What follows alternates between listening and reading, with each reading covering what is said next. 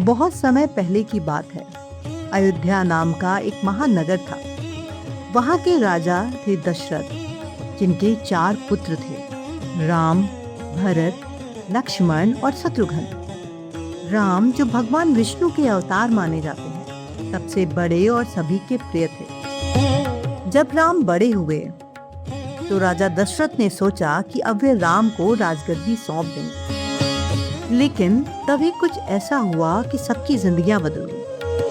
माता कैकेयी, जो दशरथ की रानियों में से एक थीं, वो अपने पुत्र भरत को राजा बनाना चाहती थी। उसी समय उन्हें याद आया कि कभी राजा दशरथ ने उनसे 2 वरदान देने का वचन दिया था, जो वरदान माता कैकेयी ने उस समय नहीं मांगा, और अब वो अपना वरदान मांगना चाहती थी।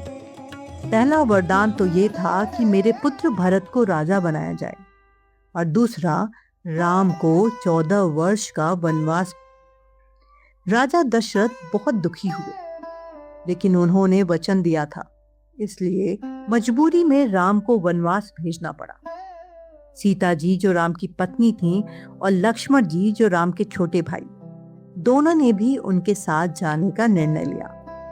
राम, सीता और लक्ष्मण 14 वर्ष तक वन में रहे। इस दौरान उन्होंने बहुत कठिनाइयां झेली और हमेशा धर्म और सच्चाई के मार्ग पर चले।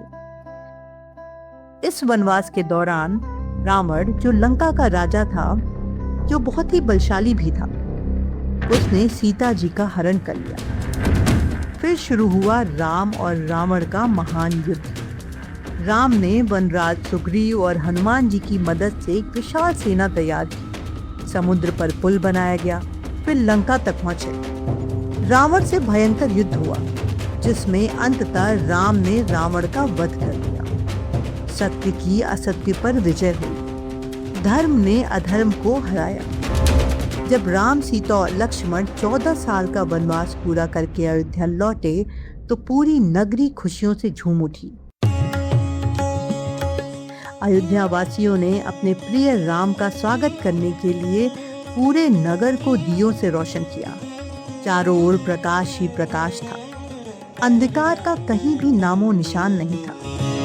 उसी दिन से हर साल हम उस प्रकाश के पर्व, सत्य की विजय और राम के लौटने की खुशी को दिवाली या दीपावली के रूप में मनाते हैं। भारत के अलग अलग हिस्सों में दिवाली की अलग अलग कहानियां और मान्यताएं हैं। उत्तर भारत में इसे राम के अयोध्या लौटने की खुशी में मनाया जाता है। गुजरात में यह लक्ष्मी पूजन का पर्व है। माँ लक्ष्मी को धन और समृद्धि की देवी माना जाता है।